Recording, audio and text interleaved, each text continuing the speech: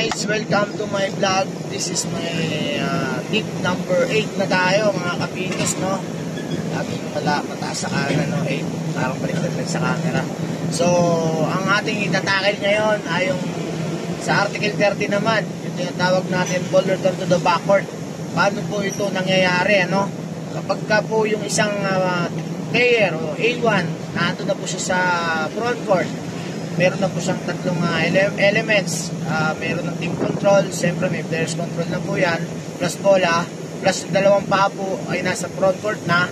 Kapag yan po ay may absent sa tatlo na yan, or bumalik po yung kaliwang paa o kanang pass o napatapak sa guhit, so maaari na po siyang magkaroon ng violation na ball return to the backward o tinatawag nating backing. Ipito na po ang referee dyan, no? Pick! Tuturo lang po natin kung saan nanggaling yung siyempre naka-control, pinanggalingan, then direction of play. Para maganda po yung natin, direction ng kamay natin. Okay guys, I hope may nakakakuha na naman po kayong bagong tips sa ating pinag-aaralan palagi. So, another tip. Salamat sa inyong lahat. Please follow, like, and share guys sa mga videos natin.